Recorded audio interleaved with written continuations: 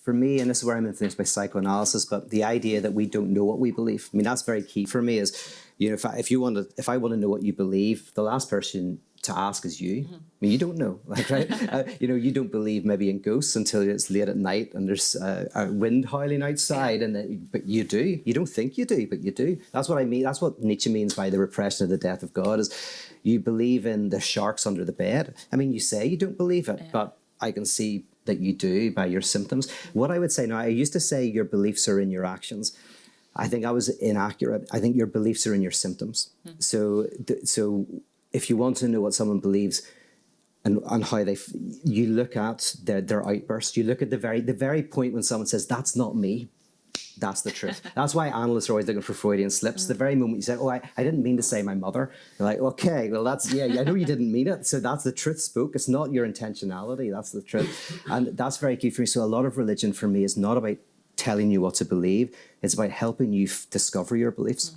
So a lot of my work is about how do you discover your beliefs? How do you confront your beliefs that you hate yourself? I know somebody recently, they were drinking too much and they got someone to hate them. And I realized that they hate themselves, but they can't. But what they do is they want their friends to hate them. They say the most horrible things, and they externalize their own self-hatred to get other people to hate them. So it's called projective identification, but where now they can get their belief back to them without knowing it's their belief. And it was very sad to see that they're literally making people hate them because that's how they feel about themselves. So for me, that person gradually helping them realize, no, you hate yourself. You don't know this. You hate yourself. And you're getting that person to hate you because that's how you feel about yourself.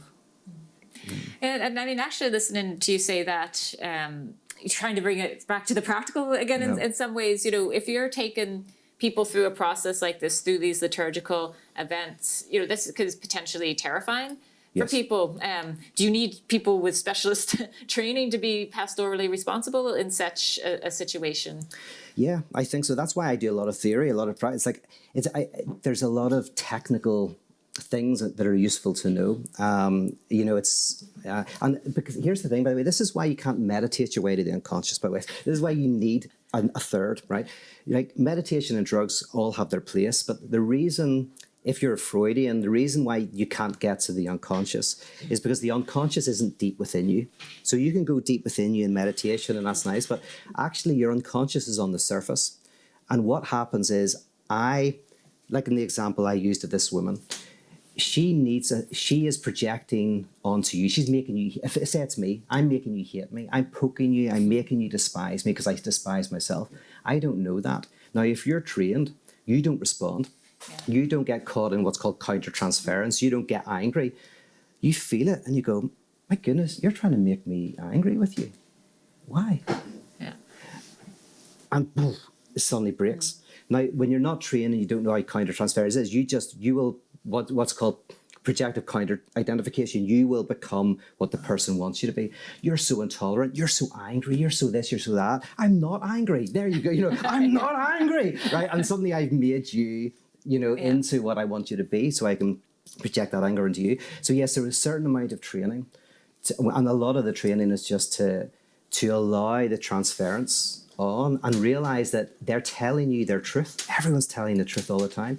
And I listen to how you're making me feel, and then I just feed it back. So yeah, there is training involved, but it's not a lot, but it's more just, and the basic training is to go through it yourself. So I always recommend people go through psychoanalysis, because I think that's a good basic. Yeah. You go through it, you feel it yourself, you get into conversation with your own unconscious, you start to realize how that works. Like, the people we attack are often a repressed part of ourselves. And that's a basic thing that people don't know. When they're attacking someone on Twitter, they're often attacking their younger self, right? Yeah. They're attacking some part of their repressed self. And if you can help them see that, it's very beneficial.